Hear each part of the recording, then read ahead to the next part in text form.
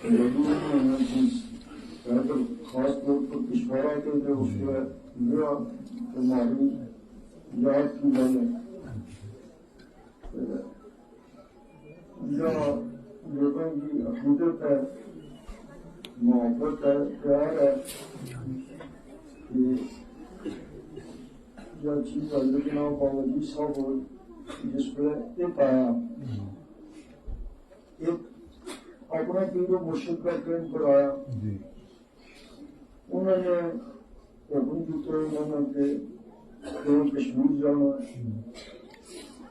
پہلا اور جناب بابا جی صاحب انہوں نے کہا کہ گندر جانا جس پہ اتر تھا سنجوڑے اس پہ لگل کے ہم سارا نے اس کو پتہ ہے جناب بابا جی صاحب نے آج کی کہ ہوں تو لنگر نہیں دے سکتا، ہوں خود ایک غریب آدمی ہوں، میرا اپنا مشکل اور گزارا ہوگا تو لنگر کس طرح دے سکتا۔ انہوں نے کیا کہ نا بستخان خان میرا ایک مریض ہے، اس کو تو جا 5 کلو جو لے جائیے یا آٹو لے جائیے، پھر لنگر شروع کریے جو قیامت تک جاری رہے، پھر لنگر تو اتر ہی دینا شروع کیا، مجھے جو ان کا مطابق ہے وہ ایک کام کو ہے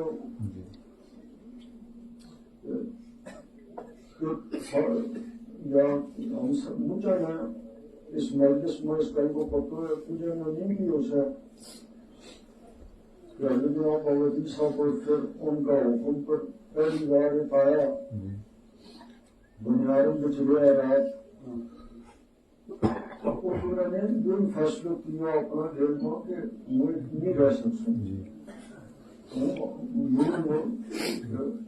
جا کے آزادہ میں بھی جل گل پاؤں گی۔ پھر صبح وہ نیچے آئے ادھر جو یہ واقع کا دریا ہے آگے ایک بڑا پتھر ہے، تو اس پر انہوں نے پیشی کے وقت ان کے پاس سفید چادر تھی رکھے کی، گرمی کے دن تھے، وہ ان پہ لپیٹی ہوئی تھی، انہوں نے تو وہ ڈال کر نماز کرنے لگے، تو اس چادر پہ جیسے پٹواری کا جو نقشہ ہوتا ہے اس کا عادت ہو گیا، وہ چادر آج بھی خبرگات میں موجود ہے۔ بابا جی نے حاجی بابا صاحب نے مختلف شریف سے ہمارے ہوئے لوگوں کو اس چادر کا دیدار بھی کروایا اور خبرگات کا بھی، تو جب وہ نقشے کو دیکھ کے وہ بھی تھوڑے تجربے میں کر دی یہ کیا وجہ ہے، حضور یہ سلسلہ جاری رکھنا نا دیدار کرانے کا تو اگلی آفسٹ میں کریں گے، یاد رہے گا جی جی وہ بڑی تبرکات ہے سارا دن کئی بار ہم نے کیا ہے جی بابا جی نے وہ ساری تبرکات جو ہے نا ان سب کو الگ الگ محفوظ کیا، پھر ان پر ان تبرکات کے بارے میں تحریر کیا کہ یہ تبرکات جو ہیں یہ تبرکات کون سی ہے، یہ کہاں سے آئی ہے، کب سے آئی ہے، اس کی صنعت کیا، سب کچھ ہر چیز جو ہے بسند ہے اور الگ الگ کر کے رکھی ہے، ہر چیز الگ ہر چیز کے لیے انہوں نے سلیبس سے جا کے ان کے بکسے وغیرہ خود بنا کے تو وہ رکھے کہ کسی نقصان بھی ان کو کوئی نہ ہو، اور اس میں کیا شک۔ تو جب وہ گئے یہاں سے واپس تو یہ بھی انہوں نے دیکھا کہ ادھر ہماری بولنے والا بھی کوئی آدمی نہیں ہے، کم لوگ ہیں تو میں کیسے رہوں گا، پھر گئے وہاں تو وہاں انہوں نے عرض کیا کہ میں آپ کے حکم کے مطابق گیا تھا، لیکن وہاں ایک تو جنگل ہے، دوسرا میری بولی سمجھنے والا بھی کوئی نہیں ہے، البتہ یہ چادر بیٹھ کے میں نماز پڑھنے لگا تو اس کی مجھے سمجھ نہیں آیا کہ یہ کیا ہوا اس کا مسئلہ گیا، تو انہوں نے کہا کہا کہ آپ جاؤ، آپ نے دین کی خدمت کرنی ہے، وہاں جنگل میں منگل بھی ہوگا اور مختلف زبانیں بولنے والے لوگ وہاں آئیں گے۔ جو آج ہو رہا ہے تو وہ چادر دیکھ کے انہوں نے کہا کہ اس نقشے کے سامنے ہی، اس پتھر کے سامنے تمہاری قبر ہو، باقی اپنی زمینوں وغیرہ کا اسی کے انتظام کرو۔ پھر حضرت جناب علی صاحب آئے، پہلے یہاں لائن میں رہے، پھر اس کے بعد یہ جگہ منتخب کر کے تو سلسلہ شروع کیا۔ تو حضرت جناب علی صاحب کی زندگی کو اگر کوئی دیکھے تو انہوں نے عبادت، ریاضت اور اسلام کی خدمت، شریعت کی پابندی، اس کے بغیر دنیاوی کسی چیز کی طرف انہوں نے توجہ نہیں دی۔ ان کی جو ساری زندگی آپ ان کی اگر دیکھیں، بچپن سے لے کے 4 سال کی عمر میں وہ یتیم ہو گئے تھے، تو اس سے لے کے آخری وقت تک ان کی ساری زندگی جو گزری وہ عبادت اور ریاضت اور اسلام کی تبلیغ کے سلسلے میں گزری۔ اور کام جو ہے وہ نہیں مل رہا ہے۔ تو جو انہوں نے چلے کیے، مختلف کتابوں میں مختلف لوگوں نے مختلف چیزیں لکھی، لیکن بڑے بڑے چلے انہوں نے کیے، عبادتیں کی، ریاضتیں کی۔ تو انہوں نے جو چلے کیے، جو محنتیں کی، جو اللہ تعالیٰ سے مانگا، اسی کا فضل آج ہم پر بھی ہے اور اس درجہ کے ساتھ لوگ ہیں، ان سب پر بھی یہ فیض آج تک جاری ہے۔ جب وہ آئے تو جو کام ان کے ذمہ لگایا گیا تھا، اللہ تعالیٰ کی رضا تھی، ان سے اللہ تعالیٰ نے یہاں پہ اسلام کی خدمت کا کام لینا تھا، ایک مرکز میں قائم ہونا تھا۔ تو ہمارے پیر مرشد جو کنیا شریف کی حضرات ہیں وہ اس کا وسیلہ بنے، اور حضرت باوجی صاحب یہاں تشریف لائے تو انہوں نے سلسلے کا کام شروع کیا، تبلیغ کا کام شروع کیا۔ تو سلسلہ آگے بڑھتا گیا، لاکھوں لوگ یہاں آنے شروع ہو گئے، بیعت بھی حاصل کی۔ انہوں نے جو اپنے تبلیغی دورے جو ہیں وہ جاری رکھے۔ 47 سے پہلے یہ ایک ہی ملک تھا، تو سردیوں میں وہ جاتے تھے اس جموں پروونس کے علاقوں میں۔ پنچ میں جب وہ پہلی بار گئے تھے تو 1904 میں گئے تھے۔ 1904 میں جانے کی پہلی وجہ یہ ہوئی تھی کہ ان کو یہ پتہ لگا تھا کہ پنچ میں حضرت اورنگزیب عالمگیر کے ہاتھ کا لکھا ہوا قرآن شریف، تو اس کی تلاش میں وہ پنچ گئے۔ تو رات وہ پنچ کے شہر میں رہے، وہاں ان کو 2 تاجر ملے، تو انہوں نے کہا، اپنا مقصد ظاہر کیا کہ میں اس چیز کے لیے آیا۔ تو انہوں نے پتہ لگایا، وہ کھنوتر ایک گاؤں ہے، وہاں کا پتہ لگا کہ وہاں سانگو خاندان کے کچھ لوگ ہیں، ان کے پاس پتہ لگا کہ قرآن شریف ہے۔ تو وہ جو اورنگزیب کے ہاتھ میں لکھا ہوا قرآن شریف آج بھی قبرگاہ میں ہے، آپ نے دیکھا ہوگا۔ پھر جو تاجر جو 2 تھے وہ بھی ساتھ گئے، حضرت جناب بابا صاحب بھی گئے، تو انہوں نے اس کو کہا کہ آپ یہ مجھے دے دو، تو اس کی جو بھی قیمت ہوگی یہ آپ کو دیں گے۔ تو اس نے قرآن شریف دے دیا، کندھے نے دے دیا، لیکن وہ نہیں دیا، دوسرا دے دیا. تو وہ لے کے وہ آگے واپس وہ سانگو حج کرنے کے لیے وہ بھی کرنے مصر کے بعد وہ حج کرنے کے لیے گیا. تو حج کے دوران اس کو اشارہ ہوا کہ تم نے اتنے بڑے ولی کامر کے ساتھ کیوں دھوکا کیا. پھر وہ وہاں سے واپس آیا تو بڑا بے چین ہو گیا. تو وہ اس اصلی قرآن شریف کو لے کے پوری پہنچا. تو حضرت جناب بابا جی صاحب کو بھی کوئی اشارہ ہوا، کیا ہوا، تو وہ وہاں گئے. وہاں سے انہوں نے وہ قرآن شریف حاصل کیا.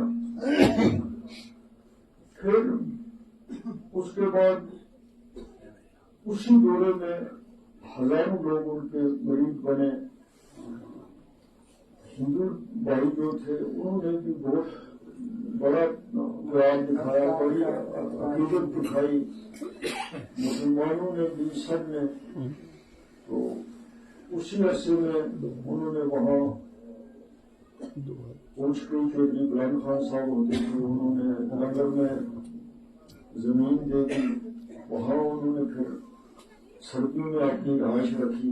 آج بھی وہاں پہ ایک چھوٹی مسجد اور ایک قلعے کی کوٹھی جو ہے وہ موجود ہے. پھر حاجی بابا صاحب بھی ادھر جاتے تھے سردیوں میں. بابا جی نے بعد میں پھر وہاں پہ ایک مکان بنایا تھا. ہم چھوٹے تھے، ہم بھی جاتے تھے. تو پھر حضرت جناب بابا جی صاحب کا یہ سلسلہ رہا آنے جانے کا. وہ ہر جگہ گئے، خاص طور پہ رجوری کنچ میں. اس میں تو بہت سارے وہاں خلیفے جو ہیں ان کو بہت لوگوں کو خلافت دی سلسلے میں. تو حاجی نوران شاہ صاحب جو تھے وہ ان کے سب سے پہلے خلیفہ پہلے. تو ان کا بھی بہت لمبا واقعہ ہے. تو ان کو حضرت جناب بابا جی صاحب نے حکم دیا کہ تمہارا کام جموں میں صوبے سارے میں اسلام کی خدمت کرنا. تم جاؤ اور اپنی اس ذمہ داری کو یہاں میرے دادا صاحب کے لیے کہا کہ یہاں ذمہ داری اس کی ہے اور یہاں ذمہ داری تمہاری ہے. تو ان کے پھر بڑے مریض جو ہیں وہ آج بھی، وہ تو 47 میں پھر چلے گئے تھے 47 کے حالات کے بعد، لیکن بڑے لوگ ان کے مریض آج بھی سانبا، کٹھوا، اس میں کچھ ان کے خاندان کے لوگ بھی ہیں. تو یہاں میرا یہ کہنے کا مقصد تھا کہ حضرت جناب بابا جی صاحب سے اللہ تعالیٰ نے دین کی خدمت کروانے کی، اور اس ہماری اس قوم کو بھی ایک رہبر ملا ان کی صورت میں، جس میں جنہوں نے نماز کی ترتیب کی، روزے کی کی، شریعت کی پابندی کی، اسلامی ماحول بن گیا اور فیض ایک جو ہے وہ جاری ہو گیا. اور آج تک یہ فیض جو ہے لوگوں کا آنا جانا ہے، عقیدت ہے، یہ تب سے لے کے آج تک چوتھی پیڑھی میں جاری ہے. حضرت جناب بابا جی صاحب کے وقت میں اس مجلس میں کئی ایسے لوگ ہوں گے جن کے پردادے یہاں پر آئے ہوں گے. حاجی بابا صاحب کے وقت میں دادے آئے ہوں گے، بابا جی کے وقت میں ان کے والدین آئے ہوں گے. تو آج بھی اس سردی میں بھی، موسم میں بھی، رجوری سے بھی، پونچھ سے بھی، وادی کے بھی ہر کونے سے یہاں پر یہ لوگوں کو عقیدت لاتی ہے. ورنہ کسی وزیر کو، کسی حاکم کو، کسی افسر کو، کسی لیڈر کو اگر اتنے لوگ بنانے ہوں، اس کو گاڑی کا انتظام بھی کرنا ہے، شامیانے کا انتظام بھی کرنا ہے، کھانے کا انتظام بھی کرنا ہے، پھر بھی اتنے نہیں آتے تب بھی نہیں آتے۔ تو یہ عقیدت جو ہے وہی جاتی ہے۔ پھر حضرت امام باوردی صاحب نے دو اپنی کتابیں بھی لکھی، حالانکہ وہ خود لکھ نہیں سکتے تھے لیکن انہوں نے لکھنے کے لیے دو آدمی رکھے ہوئے۔ تو پہلی کتاب جو ان کی تھی وہ ہے محفوظات نظامیہ، وہ 600 صفحے سے بھی زیادہ کی ہے۔ دوسری اسرار کبیری ہے۔ تو ایک کتاب کو انہوں نے اس وقت لاہور سے پرنٹ کروایا تھا، دوسری کو فرش میں پرنٹ کروایا تھا۔ تو ان کتابوں کی وجہ سے ان کو اس زمانے میں جو چیزیں لوگوں کو آئیں تو حضرت امام باوردی صاحب کی ان کتابوں نے بھی لوگوں کو راغب کیا، سلسلے کی ان کو اسلام کی بات، شریعت کی بات، طریقت کی بات، اور سب اس تمام پہلو جو ہیں وہ ان دونوں کتابوں میں لکھے ہوئے ہیں۔ اور انہوں نے اپنی زندگی کے بھی سارے حالات لکھے۔ انہوں نے اپنی کتاب میں لکھا ہے کہ بعض اوقات میں نے ایسی پریشانیاں بھی دیکھی کہ 4 وقت کے تو کھانے کی بات ہی نہیں، کبھی کبھی مجھے 2 وقت کا ہی کھانا ہوا، مگر میں جو میرا مشن تھا عبادت اور ریاضت کا اس کو میں نے نہیں چھوڑا۔ بنیادی طور پر میں نے ساری پریشانیاں بھی دیکھی، سب کچھ کی۔ یہ اللہ تعالیٰ کے ولی جو ہیں ان کا جو جب ہم ان کی زندگی دیکھتے ہیں، جب ہم اپنے پیغمبروں کی زندگی دیکھتے ہیں، جب ہم حضور صلی اللہ علیہ وسلم کی زندگی دیکھتے ہیں تو پتہ لگتا ہے کہ انہوں نے اپنی زندگی میں کتنی پریشانیاں دیکھی، کتنی تکلیفیں دیکھی، پھر ان کو پریشان کرنے والے، ان کو تنگ کرنے والے ان کے اپنے لوگ تھے، اپنے رشتے دار پیش تھے، اپنے ملک کے پیش تھے۔ تو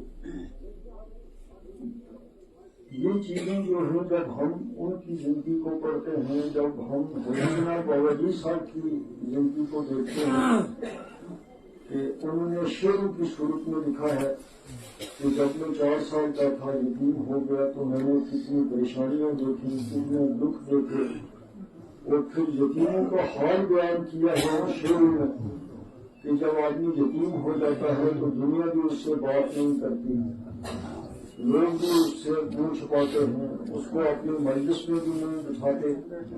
تو میرے ساتھ بھی ایسا ہی ہوا۔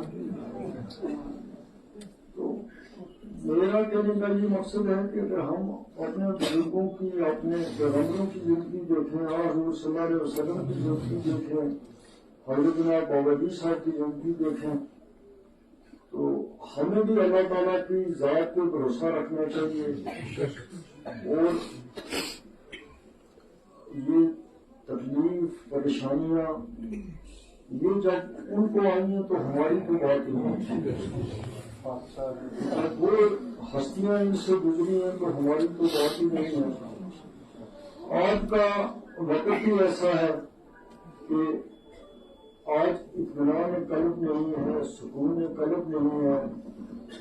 وہ آدمی بھی پریشان ہے جس کو اللہ تعالیٰ نے سب کچھ دیا ہے، تو جس کو نہیں دیا وہ تو ظاہر ہے کہ نہیں ہے۔ آج کا وقت ایسا ہے، آج آپ جہاں بھی دیکھیں گے جو بھی، تو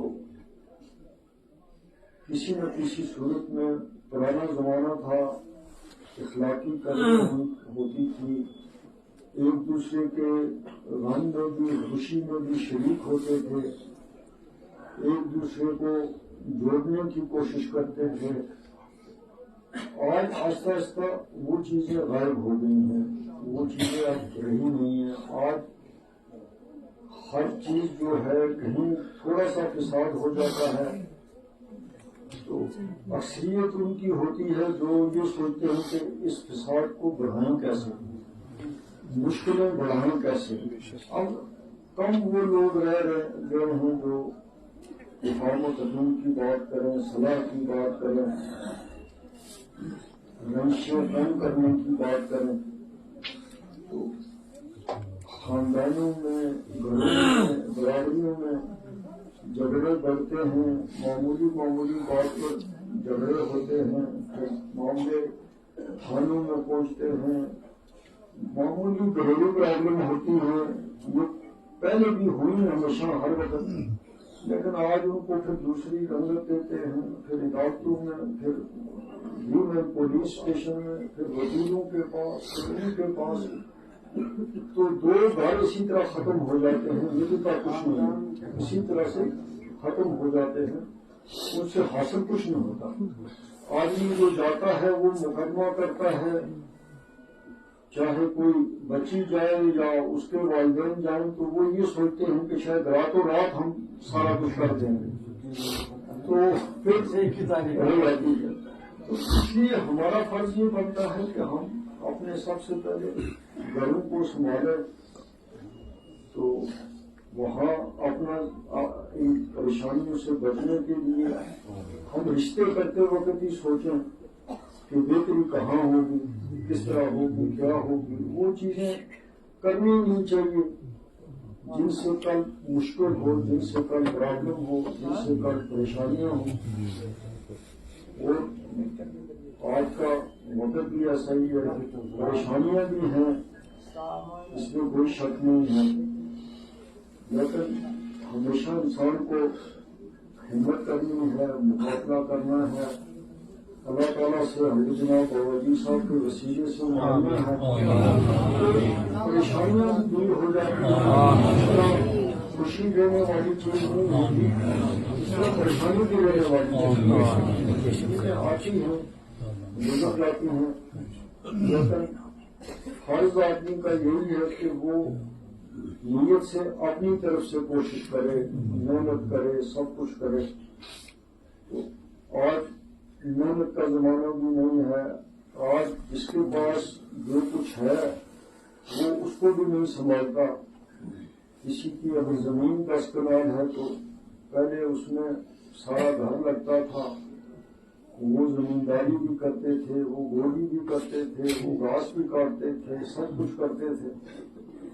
تو آج کی جو جنریشن ہے وہ اس کی طرف مائل ہی نہیں، اور ان کے پاس دوسرا کوئی ذرائع بھی نہیں ہے.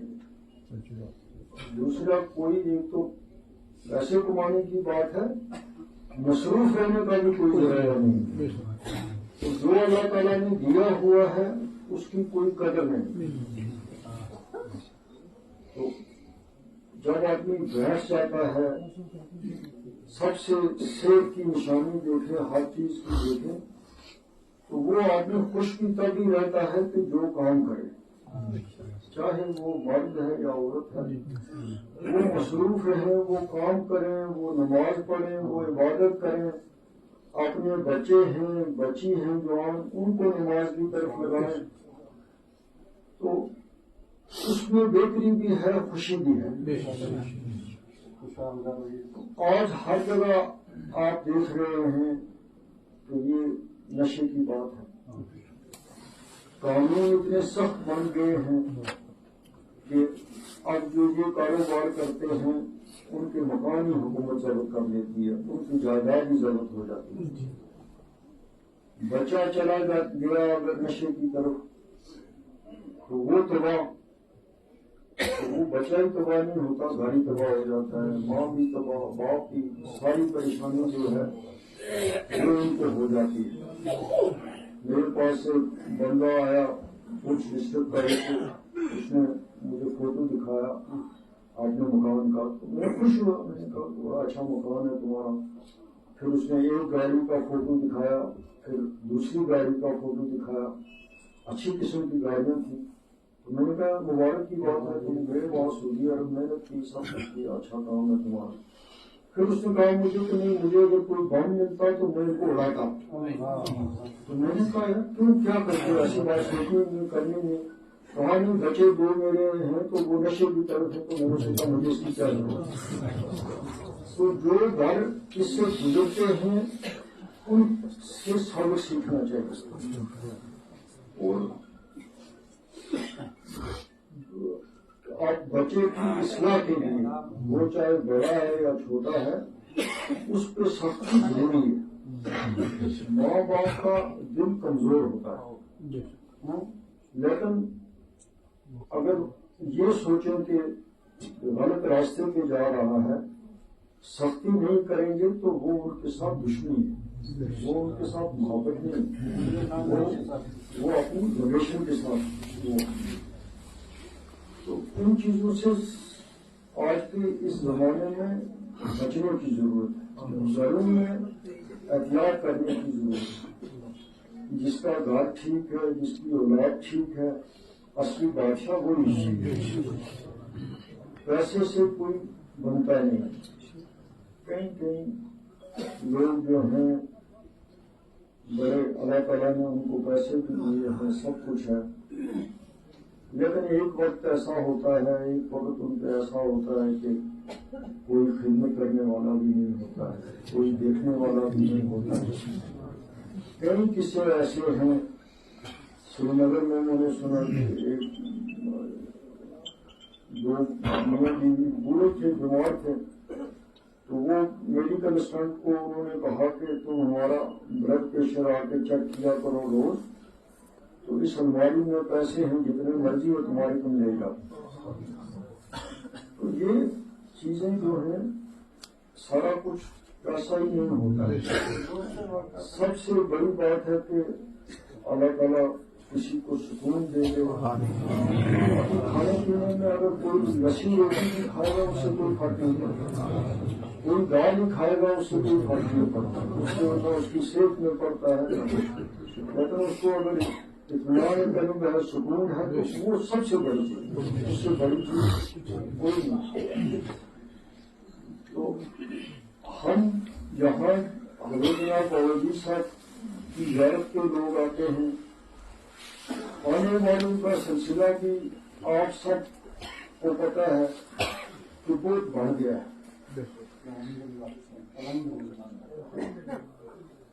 یہ جو یہاں پہ یہ پارکنگ ہے جہاں گاڑی کھڑی ہوتی ہیں، وہاں صبح 9 بجے آنے والوں کی لائن لگتی ہے. وہاں سے لوگ چلتے رہتے ہیں اور پھر ایک لائن واپس جانے والوں کی لگتی ہے. گرمیوں میں تو بات ہی نہیں ہے، لیکن سردیوں میں ٹیمپریچر ہو تب بھی. تو یہ لوگ جو حضرت بابا جی صاحب کی زیارت پہ آتے ہیں، وہ سکون قلب حاصل کرنے کے لیے، تو وہ اللہ تعالیٰ سے مانگتے ہیں، ان ولیوں کے وسیلے سے مانگتے ہیں. تو یہ اللہ تعالیٰ کے پاک بندے ہیں. تو اللہ تعالیٰ پھر فضل کرتا ہے، رحمت کرتا ہے. لوگوں کی مشکلاتیں بھی دور ہوتی ہیں، بیماریاں بھی دور ہوتی ہیں. یہ کوئی زبردستی نہیں لاتا ہے، یہ ایک عقیدت پیار لاتی ہے. جو ایک لیڈی کا سلسلہ میں دیکھتا ہوں، اور سب سے بڑی بات یہ ہے کہ اللہ تعالیٰ نے آج تک اس بات پر کوئی چیز ایسی نہیں ہوئی جو غیر اسلامی ہو، جو غیر شرعی ہو. وہ ہمیشہ لوگوں میں کو پیار محبت کی تلقین کی، نماز کی تلقین کی، روزوں کی تلقین کی، حج کی تلقین کی، غریب کی، مسکین کی مدد کی. تو اسی لیے فضل بھی اللہ تعالیٰ کا اور لوگوں کا بھی آنا جانا جو ہے وہ قائم رہتا ہے. تو ہم سب کی آج ہماری بھی یہی اللہ تعالیٰ سے دعا ہے کہ